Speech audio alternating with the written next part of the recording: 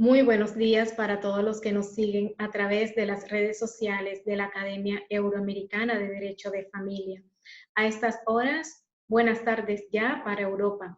Soy Yeira Jiménez Romero desde Panamá y he querido compartir con ustedes algunas ideas que guardan relación con el derecho a alimentos, los efectos de la actual pandemia en Panamá y la práctica tribunalicia, cómo se ha visto afectada dada la situación de emergencia en que se encuentra el país.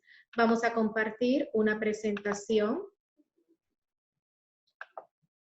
que mediante el enfoque de 3 ideas fundamentales nos permitirán un abordaje más directo del tema. Derecho a alimentos, tribunales competentes, efectos del estado de emergencia en Panamá.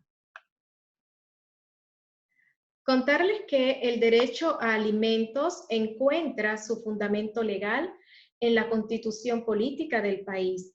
Nuestra Constitución establece como derechos y garantías fundamentales e individuales el derecho a la familia. En este sentido, además del establecimiento de la norma propia de protección a la familia, a todos sus miembros, y que habla de cómo se debe procurar los medios para su subsistencia, tenemos que tomar en cuenta el mismo artículo 4 de la Constitución Política de la República, que establece que Panamá acata las normas de derecho internacional. Al mismo se concatena el artículo 17 de la Constitución Política de la República, indica que los derechos y garantías fundamentales que son reconocidos en dicho cuerpo normativo son considerados mínimos y no excluyentes de otros. Con este ámbito normativo se combina al juez que al momento de la toma de decisiones debe hacer un control convencional de lo motivado en sus resoluciones.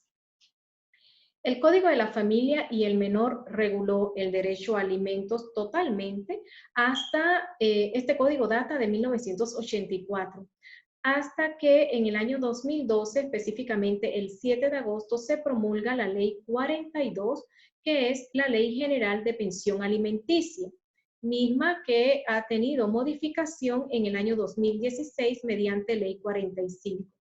Esta ley general básicamente brinda un concepto de alimento, establece los presupuestos que deben ser observados por el jugador para la tasación de la cuota alimentaria, los motivos o medios por los cuales sería revisable, modificable, suspendida o incluso cesada una pensión de alimentos, así como las medidas coercitivas que se pueden adoptar ante el incumplimiento de la misma. Y en esta gráfica he incluido el Código Penal. Ello obedece a que el bien jurídico llamado familia encuentra protección también en el aparato penal mediante un título que incluye nuestro Código Penal denominado de los delitos contra el orden jurídico familiar y el Estado civil. No obstante, la deuda alimentaria en sí tiene otras aristas, como más adelante lo vamos a ver en el mismo Código Penal. Hablemos ahora de las jurisdicciones competentes para conocer del establecimiento de una cuota de pensión de alimentos. Para ello debo informar que Panamá está dividido geográficamente en 10 provincias. Existen también los asentamientos territoriales de nuestros grupos originarios que se denominan comarcas. Las comarcas son 5 actualmente y se cuenta con la figura de un juez comarcal. De manera que, por ley, competencia para conocer de la solicitud de pensión de alimentos y su establecimiento la tienen los juzgados de niñez y adolescencia, los juzgados municipales de familia.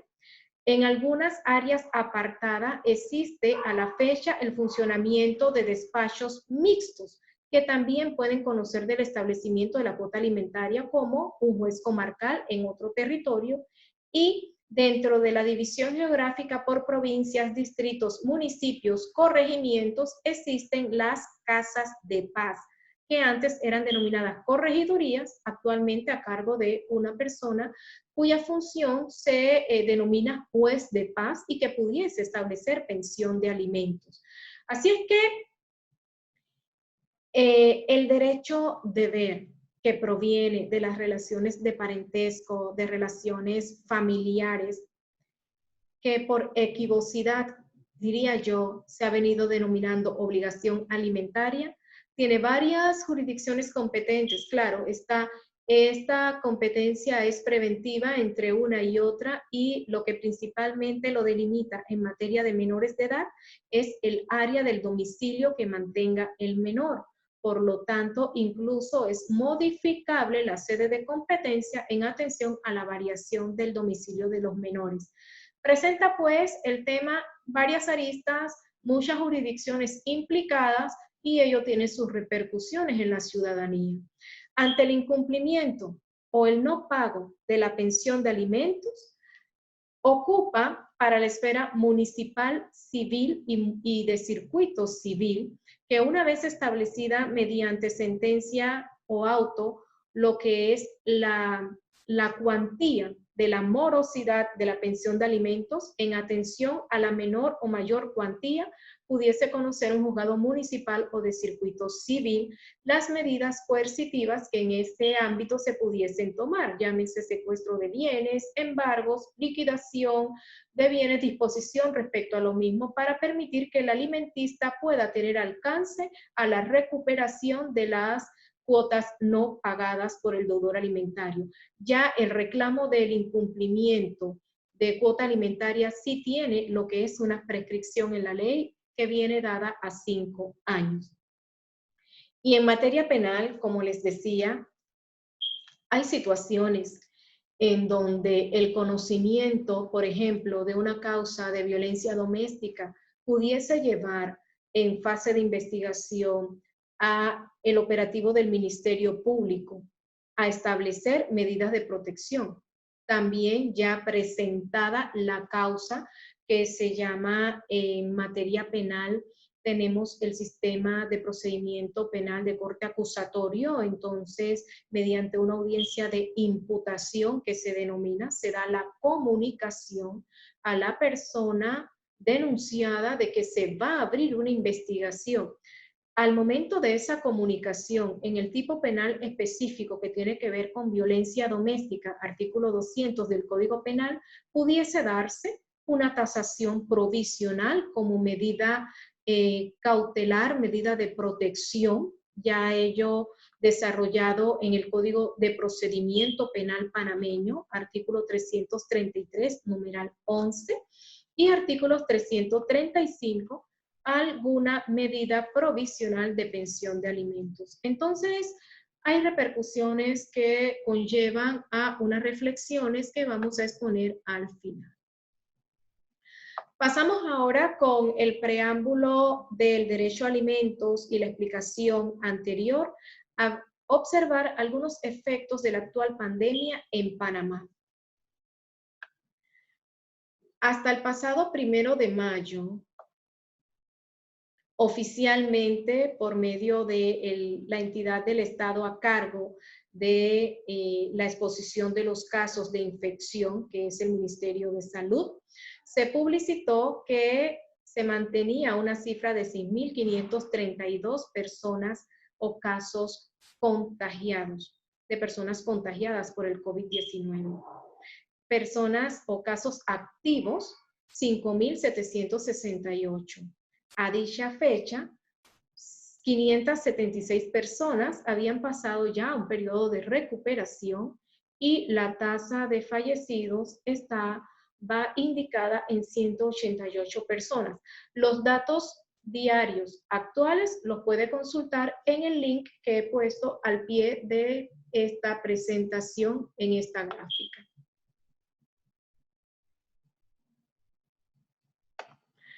Ahora pasamos a ver los efectos del estado de emergencia y para ello me van a valer los mismos rubros de la pensión de alimento para informar un poco cómo ha manejado el gobierno nacional ciertos aspectos de la vida de cotidianidad de los ciudadanos nacionales y extranjeros residentes en el ámbito del suelo nacional.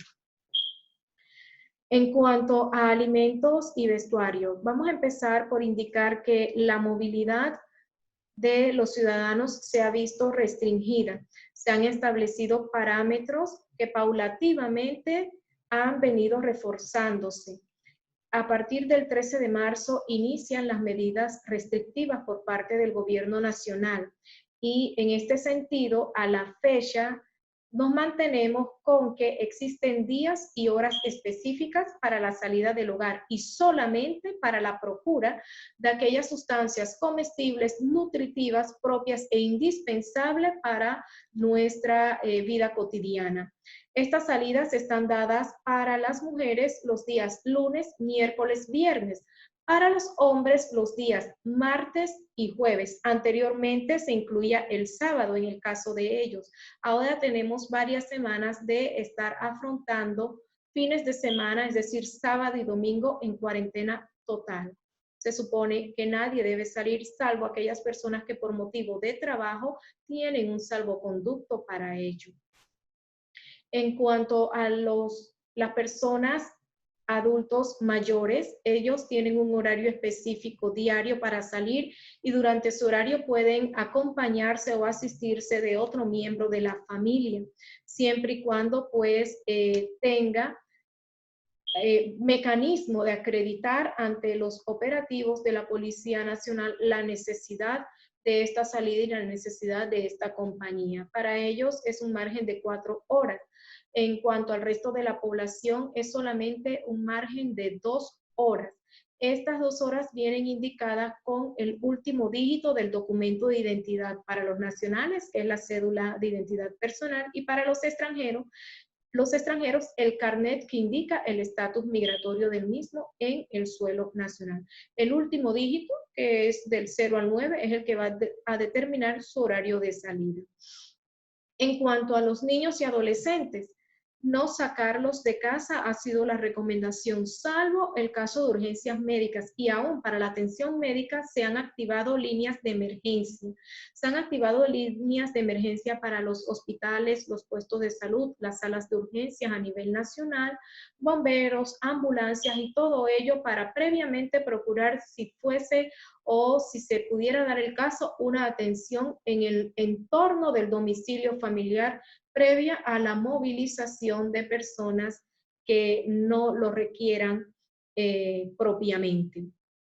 El sector educación ha tenido también su afectación tras esta pandemia. Es un rubro, la educación, de la pensión de alimentos, pero ocupa nuestro resalto en la gráfica que presentamos, porque es además un derecho fundamental. En Panamá, comentarles que existe el sistema de educación oficial, el patrocinado por el Estado mediante las escuelas públicas, los colegios públicos, igual las universidades estatales para la educación a nivel superior. También existe el sistema de educación privada y esto ya tiene otra regulación.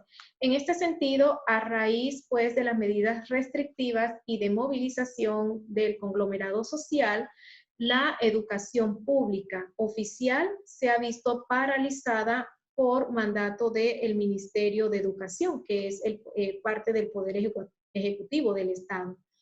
No ha sido así para los colegios particulares, que después de una revisión, supervisión por el Ministerio de Educación, como se indicó en una conferencia por parte de la ministra, una vez acreditado que el plantel contaba con las herramientas y la posibilidad para continuar mediante el sistema de clases virtuales, se ha dejado hecho a la libre oferta-demanda de la dirección del plantel y los padres de familia. Algunos planteles que pude investigar para efecto de esta presentación se dieron a la tarea de realizar una encuesta entre su cuerpo de padres de familia para procurar su anuencia o el descarte de continuar las clases mediante la modalidad virtual. Y aquí viene nuestra primera inquietud.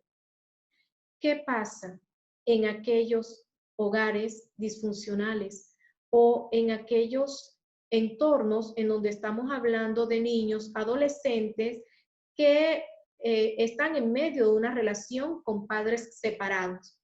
Resulta que la decisión de continuar con la clase de manera virtual para los colegios que han realizado este tipo de encuesta, se supone que ha sido tomada por el guardador, el que ejerce la guarda, custodia o el tutor del menor. Sin embargo, no precisamente es esta la persona que tiene a su cargo el deber, la obligación de hacerle frente a la deuda correspondiente a pensión de alimentos en la modalidad de gastos de educación. Y si queremos agregarle una arista, puede darse el caso que este progenitor que no formó parte de la decisión de la continuidad de la educación virtual se haya visto también afectado en su pecunio debido al estado de emergencia en el que nos encontramos. Entonces, definitivamente, este es un tema que bien pudiese motivar incluso otra conferencia. Por eso vamos a pasar al aspecto habitación, servicios básicos. Sobre este particular, a nivel nacional, la banca, mediante la superintendencia de bancos, y antes del pronunciamiento de la superintendencia, ya algunos bancos habían establecido moratorias que en alguna medida venían o vienen a mitigar la afectación del poder adquisitivo de los ciudadanos. Sobre estas moratorias se trata de plazos en que se permitirá pues no ocupar la deuda en concepto de hipoteca y de algunos créditos. La no obligatoriedad para el adquiriente de los productos bancarios de hacerle frente a esta deuda por un plazo, que no quiere decir que se elimina del contrato, sino que más adelante se prorrogará para que se pueda hacer efectiva una vez se levante el estado de emergencia. Hasta el momento la moratoria tiene un periodo específico y ha sido publicitado ya mediante las páginas y mediante estas comunicaciones que realizan los bancos a todos sus cuentavientes y a todas sus carteras de cliente. En cuanto a servicios básicos, el Estado pues combinó a las empresas proveedoras, por ejemplo, del servicio de luz eléctrica, de redes de telecomunicación, el no suspender la provisión de estos servicios mientras dure la cuarentena.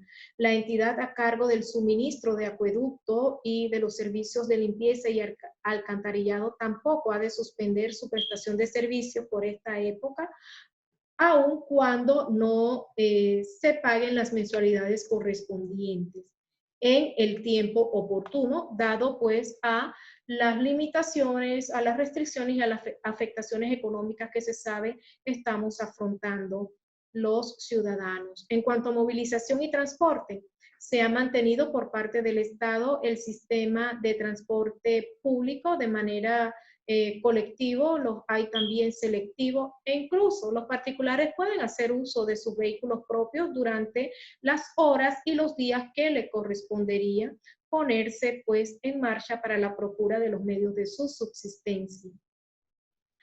Sobre estas medidas, debo indicar que en el plano jurisdiccional, que es lo que nos compete, el órgano judicial a partir del 13 de marzo ha ido dictando acuerdos por parte del Pleno de la Corte Suprema de Justicia del país.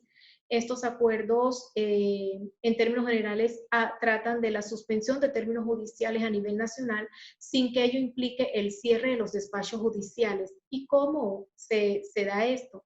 Pues bien, en materia penal nos mantenemos laborando para aquellos casos de flagrancia que se susciten en estas fechas. En materia de niñez, adolescencia, familia, se mantiene la figura de un juez de turno para hacer acopio de aquellas solicitudes que se pensara requiriesen algún tipo de pronunciamiento emergente, urgente, por la calidad del asunto a tratar. En el tema de las pensiones de alimento, la Contraloría General de la República también ha tenido un papel predominante, toda vez que ha contribuido mediante el establecimiento de horarios y mediante el adelanto de los pagos de pensión de alimento. Hay alguna modalidad de pensión de alimentos que se hace efectiva por medio de lo que es el descuento directo del empleador respecto al salario del deudor alimentario.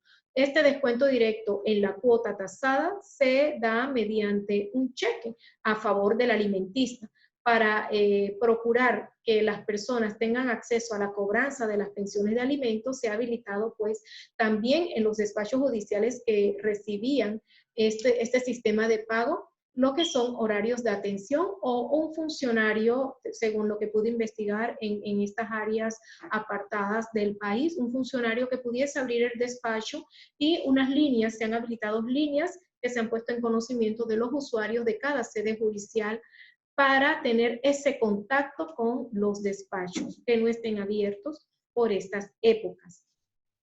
Las moratorias, pues ya la hemos tratado en alguna medida. Y la gran interrogante, ¿qué hacer frente al incumplimiento de la deuda alimentaria a causa de la pandemia? Hay algunos que son de la postura que la Corte Suprema de Justicia del país ha debido pronunciarse, así como lo hizo en función de la suspensión de términos judiciales, de la suspensión del pago de la pensión de alimentos por motivo del estado de emergencia en el que nos encontramos. Quiero contarles que desde antes de esta situación de crisis mundial y también nacional, ya a nivel de Panamá, el tema del incumplimiento de la deuda alimentaria venía generando cierto escozor, que conllevó a que para el mes de febrero justamente de este año, la Comisión de la Mujer, la Niñez, la Juventud y la Familia presentara un anteproyecto a el aparato legislativo nacional para modificar la Ley General de Pensión Alimenticia, pretendiendo incorporar medidas coercitivas, medidas más gravosas para el deudor alimentario y aquellos deudores que en cierta forma son reincidentes. Sobre estos dos aspectos, quiero acotar que mal podría el Pleno de la Corte Suprema de Justicia del país emitir un pronunciamiento por medio del cual se disminuya el mérito de una sentencia judicial que ha tasado la pensión de alimentos en su cuantía y la modalidad, el periodo en el que la misma debe hacerse efectiva. Ese no es el canal para buscar una alternativa de solución a la situación en la que nos encontramos. Pues como hemos dicho, las decisiones en materia de derecho a alimento, al ser un derecho fundamental, ocupan un control convencional en las decisiones. Entonces no es el mecanismo de un acuerdo de pleno el que va a dejar sin efecto una sentencia o causar la revisión de la multiplicidad de sentencias que hay sobre este particular. Hay quienes son de la postura, por otro lado, y viendo el otro extremo de las consecuencias, que aquellas solicitudes de desacato que pudiesen presentar los alimentistas por el no pago de la pensión de alimentos en este periodo de pandemia debiesen ser rechazadas de plano por los tribunales competentes, partiendo de la presunción de que es de conocimiento público que nos encontramos en un estadio de crisis que ha generado efectos negativos y repercusiones a el poder adquisitivo. Pues tampoco cabe ni ocupa el rechazo de plano de estas peticiones. No podemos obviar que el derecho a alimentos tiene características propias y la misma Ley General de Pensión Alimenticia a nivel nacional, en su artículo primero, habla de aquellos principios rectores que tiene todo su cuerpo normativo, principio de derechos humanos, de igualdad de las partes ante la ley. La sola postura de un juez de negar de plano por el conocimiento público la solicitud de desacato, ya caería en un tema de presunción legal no válida y de imparcialidad, de parcialización respecto a la revisión de las causas y en denegación del acceso a la justicia para algunas personas. En este sentido, pues, no son estos los mecanismos de atención de estas inquietudes. Antes bien, que lo he incluido ya como un punto de reflexiones finales, ocupa observar. Quiero indicar que estas reflexiones las hago proveniente de la experiencia de más de una década laborando en los juzgados de familia en el primer distrito judicial de Panamá. Hago estas reflexiones también como parte de mi formación en materia criminalística, procesal general y penal, que es el ámbito jurisdiccional en el que me desempeño actualmente, y de algunas prácticas que he podido observar. Reflexiono para las partes, para los intervinientes, saber que lo que sí se puede tomar como una presunción es el conocimiento general de que esta crisis nos saca a todo de nuestra zona de confort. Nos ha sorprendido y no podemos entallar lo que son los mecanismos de actuación de un Estado tal cual en otro. Decir, Panamá actúa de esta forma porque así lo ha hecho tal o cual Estado. No, definitivamente que los poderes han tratado de tomar medidas y han ido prácticamente a diario revisando acciones para mitigar los efectos de esta pandemia. Acciones que van requiriendo variaciones conforme se va comportando, ¿verdad? El asunto que nos tiene en este estadio de emergencia. Decir entonces para los funcionarios, para el cuerpo de operarios del sistema de administración de justicia, que ahora más que nunca hay que abrazar aquellos lineamientos internacionales que mucho antes de esta pandemia se han suscitado justamente por algunas actuaciones y algunas prácticas tribunalicias que ameritaron o que conllevaron a la pérdida de la confianza de la población en algunos estados.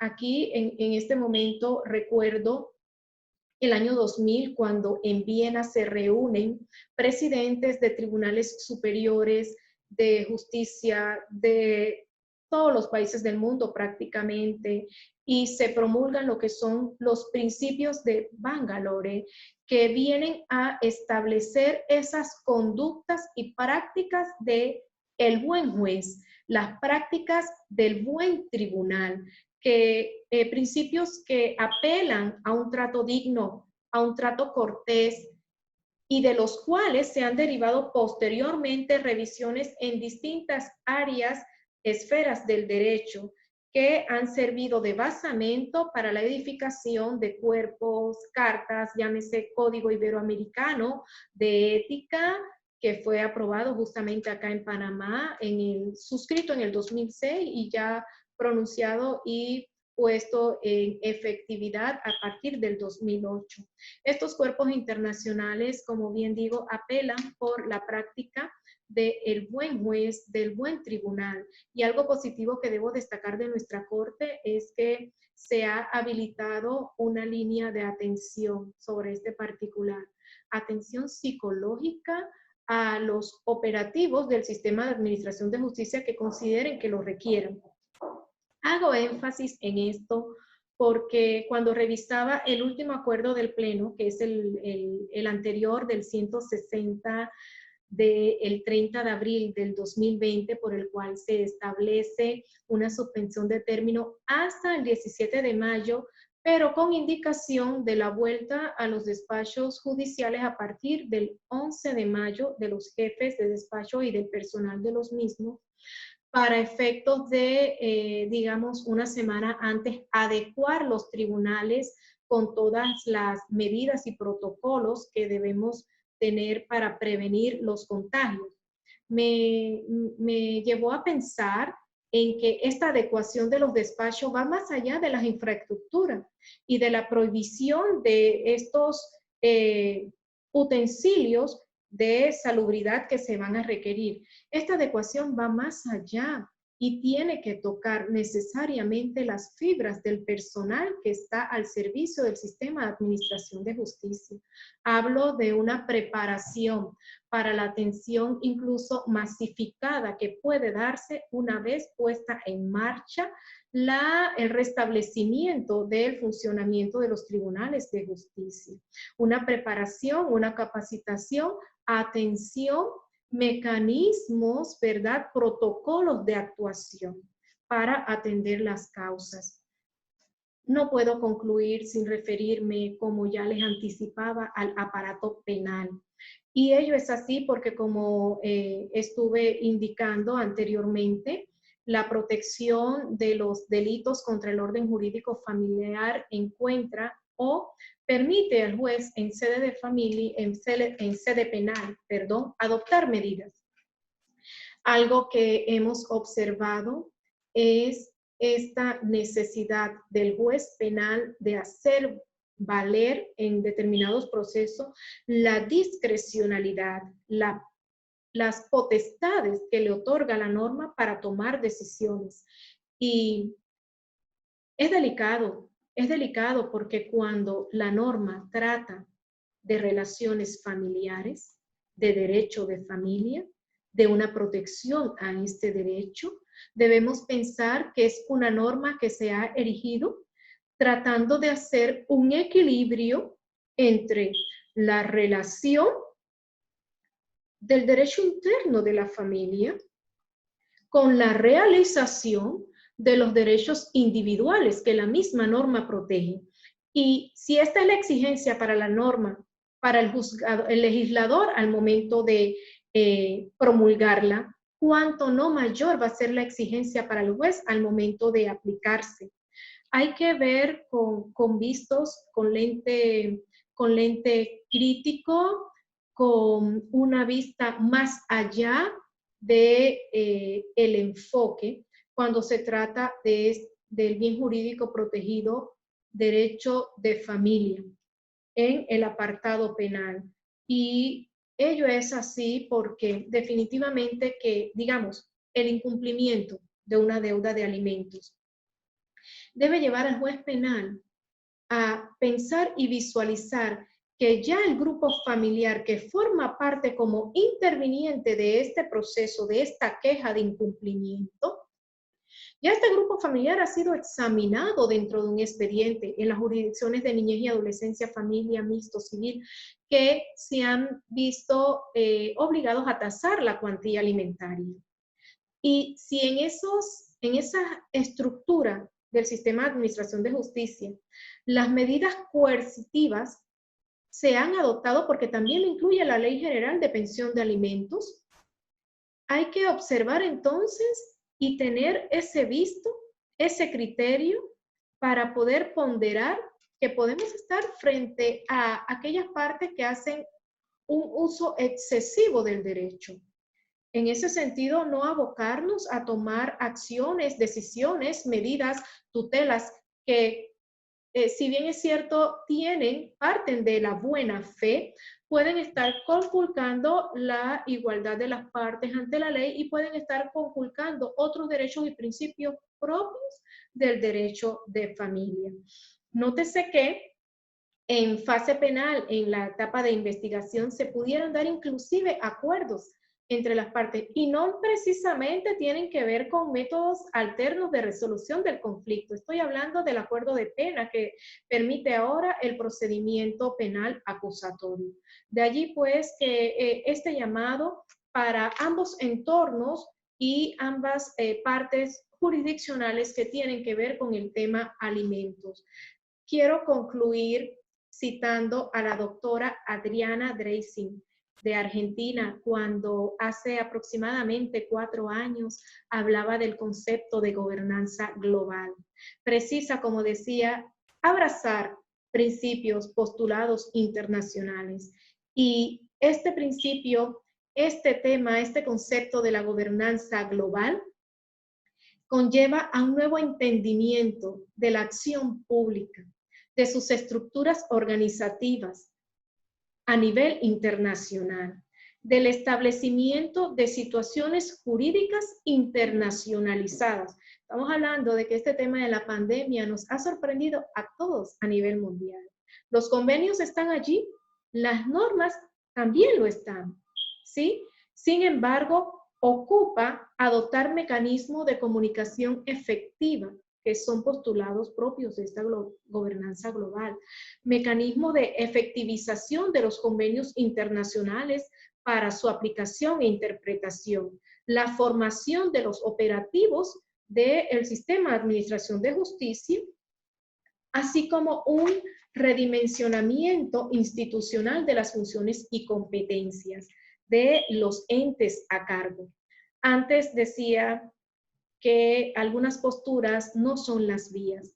Ocupa dentro del tema de la pensión de alimentos una revisión, sí, a la Ley General de Alimentos, que tiene que ver con los presupuestos indicados en la misma para el establecimiento de una cuantía distinta, de una suspensión de la misma. Y esa revisión sí la puede hacer el órgano legislativo del país. Fíjense que tenemos una norma, puntualmente el artículo 25 de la Ley General de Alimentos, que habla de la suspensión de la pensión alimenticia cuando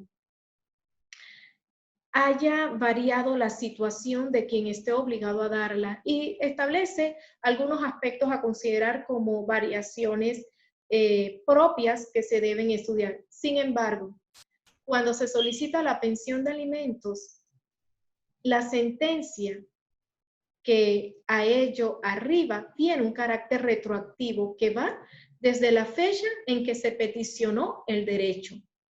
Mismo carácter retroactivo que no ocupa al deudor alimentario cuando se presenta a solicitar una suspensión de la obligación alimenticia porque sus condiciones han variado, han desmejorado a tal punto, como lo dice la norma, que no puede ni siquiera garantizarse los medios propios de su subsistencia. Entonces, ponderemos principios, ponderemos derecho y tratemos de equilibrar la ley para que los poderes judiciales puedan tomar decisiones equitativas entre las partes. Toca revisar, sí, el tema de la retroactividad, el efecto retroactivo que pudiese tener una decisión de suspensión de alimentos. En este sentido, pues, esas son las reflexiones a las que hemos llegado y no podemos concluir sin antes agradecer inmensamente a la doctora Zulema Wild, al doctor Naim Isaac Monge de Costa Rica, quienes siempre nos han estado impulsando, motivando a continuar en la academia. A todos los miembros de la Asociación Euroamericana de Derecho de Familia, a todos los conferencistas que han prestado sus voces para seguir haciendo docencia y construir un derecho de familia más fortalecido, gracias. Y a ustedes que nos reciben en sus hogares, gracias. Hasta pronto.